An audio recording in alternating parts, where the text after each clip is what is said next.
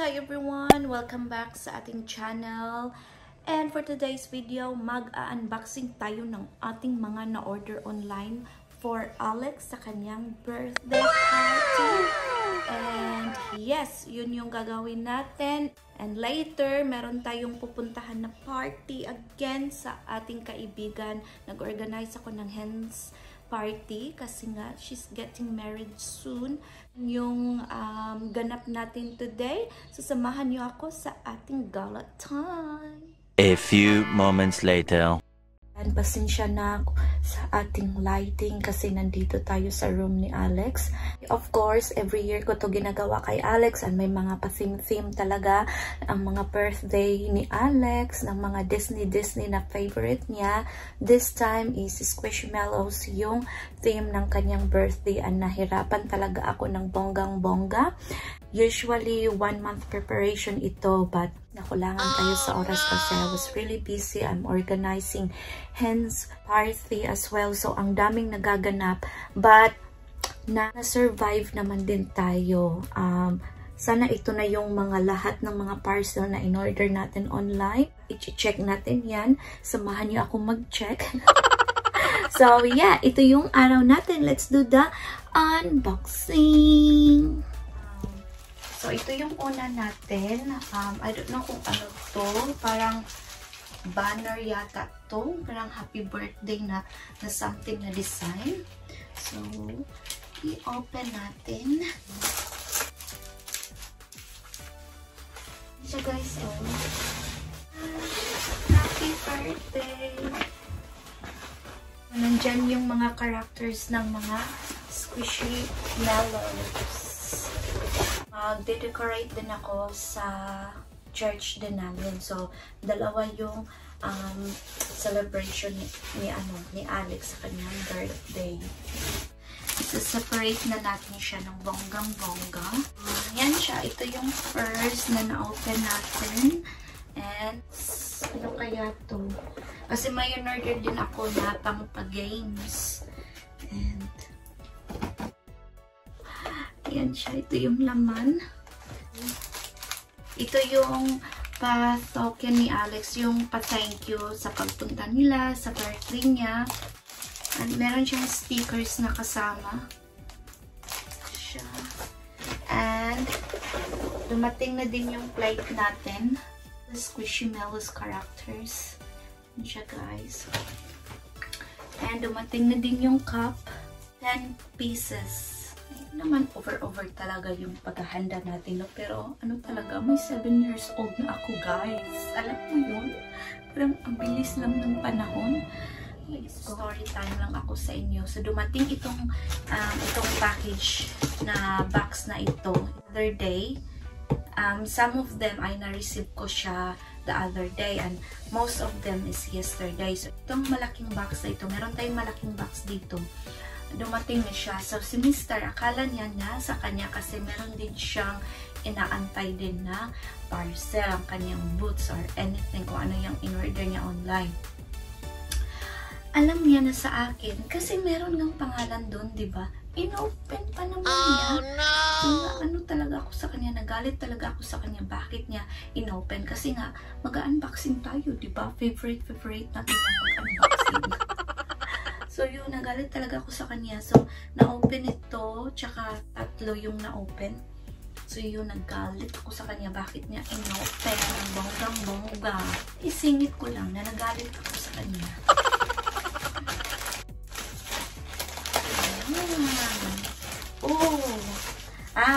So, ito ay from Shein kasi meron akong in-order din na gusto kong mag-outfit din ako sa birthday ni Alex na medyo matchy-matchy kami, guys. Ito yung in-order ko. It's a jumper. Yan siya. A romper or ano mang tawag dyan. Super cutie. Yan siya. Yan. jumper, and then the Squishymallows. Ito yung kulay ng mga Squishymallows. Yan. So, para akong bata. So, para tayong bata dito, diba? And ito siya, guys. Ito na yung pag-games ni Alex. So, meron tayong pag-ganito. Tapos, ay papakita ko sa inyo dito. Ito siya. And ito, yung red na yan yung i-blow nila. And so, it could be fun. So, yan yung gagawin natin after church ng mga bata. And dalawa, of course. Dalawa yung nabili natin. Kasi nga, we need two pairs ng magkalaban ba kung sino yung mananalo. And meron din akong shake na mga na games. Ayan, kailangan nilang mag-shake para lumabas itong mga bola dito. Ayan. So ito siya, it looks like that. And yung pag-games natin, dalawa din kasi nga dalawa yung game. So dalawang maglalat. Sino yung makaopos ng bola dito? So diba nag-invest talaga tayo ng bong. So, magagamit din yan any event. Hindi lang sa birthday or anything, you know. Magagamit din yan sa mga iba't iba natin mga pag-gaming. So, yan siya. Ito na yung box na sinasabi ko sa inyo na inopen na ni Stell. So, we're gonna go ahead with this one. I have a cupcake stand. So, dalawa yung nabili ko.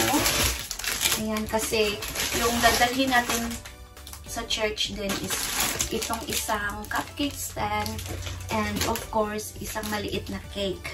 Ayan siya. Ayan. Sa area kung saan magse-celebrate si Alex ng birthday, I also have cake stand na pink. Meron akong cake stand na clear glass lang siya, pero ayaw ko yun kasi hindi siya magmamatch sa ni Alex. And buti na lang nakita ko ito online. I think sa Shein din to ko na-order. Yeah, sa Shein ko din to na-order. And meron silang pa ganito, third drops na na design. Ayan ang kanyang cake stand. And nandito din sa loob yung yung pa sa stand. So, ayan. Ito, parang nakita ko lang to and kasi si Alex mahilig din siya sa unicorn or ganyan. So, parang nagustuhan ko yung kulay and mahilig si Alex sa mga ganito din na kulay. So, I just thought na isama ko to sa regalo ko kay Alex. Ayan. It's a unicorn. And meron din akong dito tablecloth. And I also have a happy birthday na para siyang teddy bear. So, i-leave ko dito yung design niya. And kasi ito yung props na gagamitin natin sa photoshoot ni Alex and sa videograph ni Alex. Ayan. Isasama natin. I think dalawa yan. Yeah. Ito din. Ayan. At ito yung design niya. Yes, that one. And meron tayong mga pag-giveaway sa mga bata na dumating sa kanyang birthday. Meron tayong pa-thank you dyan. And meron din tayong dito mga spoon and fork. Ayan siya, pink. And meron din tayong ditong popcorn. Ayan. So, habang naglalaro, naghihintay sa food. So, meron silang finger foods sa mga bata. Meron pa akong dalawang box dito. So, ito is pa-thank you din. Isa to sa mga pa-thank you ni Alex na pumunta sa kanyang birthday. And meron tayong squishy toys. Ayan. Ilang pieces pa to? 36 pieces. Ayan siya. And dalawa to eh. Meron din akong squishy dito na mga squishy toys, 24 pieces. So, ito yung may mga french fries, may mga burger, ganyan, mga design. So, yeah, para sa mga bata. Ayan. And the last one is itong paper na ito na maliit. Ano yung bunting natin? Ito yung guys, happy birthday na wraps. So, ito yung ilalagay natin sa house. And, ilalagay natin sa cake na dadalhin natin sa church kasi may pa-cake din tayo. So, ito yun. Ito yung i-design natin sa cake. Ito na yung preparation natin. Ito na yung na-order natin lahat online sa ating preparation sa birthday ni Alex. So, yan. Ito na yung lahat yung na-order natin. Yay! So far, so good. Ayan. So, iligpit lang natin tong mga kalat natin. And, while inililigpit natin to, isa-separate ko na din yung mga parigalo natin sa mga bata, mga ganyan, para ready na tayo. Kasi ilang weeks na, next weekend na yung birthday ni Alex. So, ayoko yung mabisi tayo and then hindi pa natin nagawa yung kailangan natin gawin. So, might as well do it now, diba? So, yan siya lahat, guys. Ito na yung napack natin. Ayan. Piniprepare ko na lang siya kasi nga ayoko yung mag-aligaga tayo. So, yan na siya lahat. Ayan.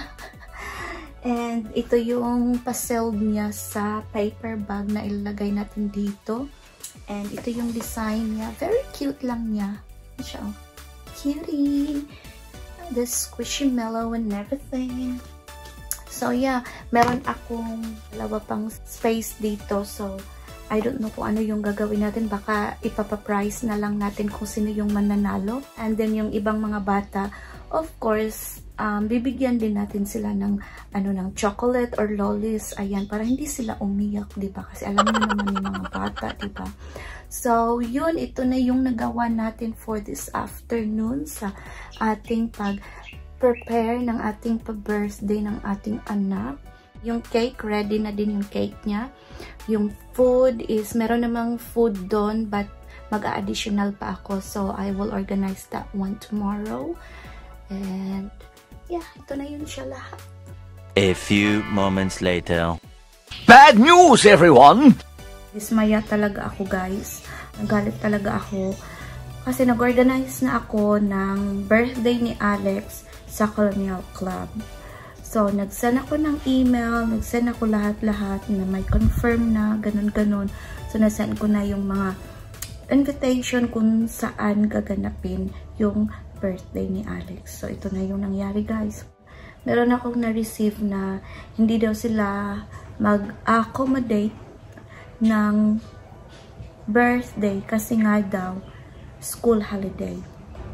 Para sa akin, yes, nandun na tayo. Pero, sana nilagay nila sa website na hindi sila mag-accommodate ng any parties during school holidays.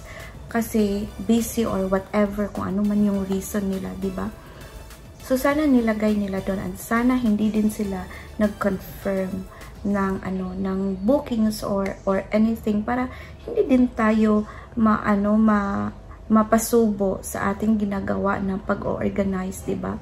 So, yun na talaga ako. Nagalit ako, but kinalma ko lang yung sarili ko kasi ayaw ko din na lumaki pa kasi gusto ko solusyon agad. So, buti na lang, thankfully, na may nakita tayong area. So, yung area na kung saan magse-celebrate si Alex ng kanyang 7th birthday ay sa Inflatable Kingdom. So, yun, na-organize ko na siya lahat, nabayaran ko na siya lahat, sinecure ko na talaga ng bonggang-bongga kasi nga ayaw ko itong mangyari. So, yun, tinawagan ko, kinausap ko talaga na sure na ba yan, baka, may mga bad experience tayo na naranasan today, and then, I said, no, it's all good, ganyan-ganyan. So, yun, meron ng confirmation, nandun na lahat yung listahan ng mga visitors ni Alex. Secure na yung area, secure na yung place, and yun lang yung, ko ngayon, problema. Pero, nasolusyonan naman ng yung anak niyo magba-birthday during school holidays. Make sure talaga na secure na yung place kasi, like me nagdepende din sa kanila na akala mo okay na lahat, ganun-ganun. Pero, hindi pala okay.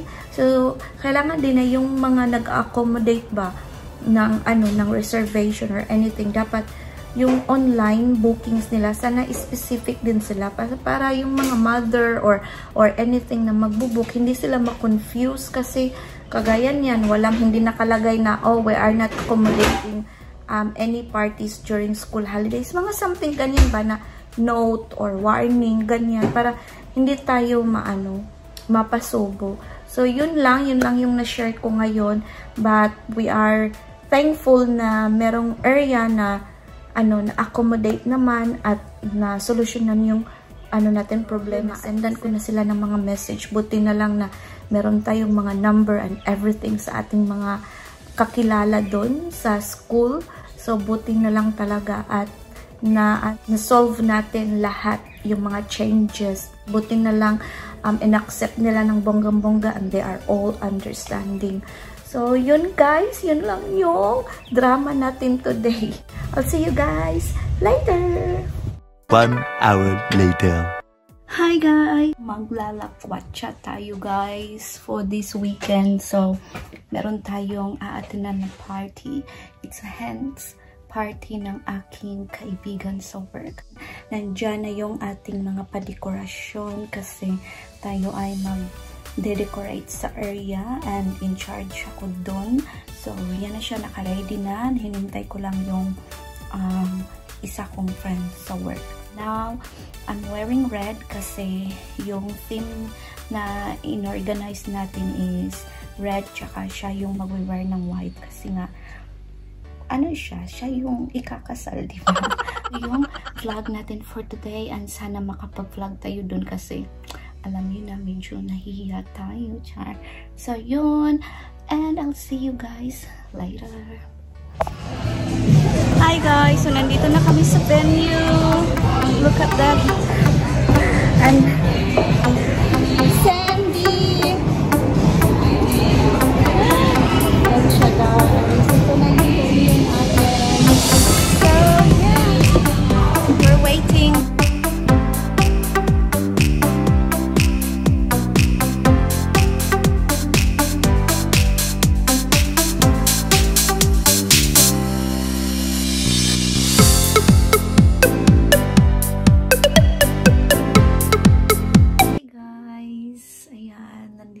Sa bahay. Time check, it's now 11 PM and oh my gosh, ang tagal natin nasa labas. And nandito ako sa room ni Alex kasi nakatulog na yung mag-ama and ayaw kong gisingin si Alex para hindi na siya madisturbo.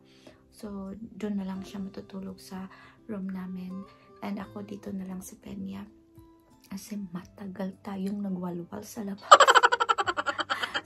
Super saya ng hands party. Very successful yung event na inorganize natin and may mga pa-games ako na inorganize and nag-participate naman ng lahat. Yun yung importante kasi akala ko talaga hindi sila magpa-participate but I'm very thankful na naging din sila, game din sila which is really good.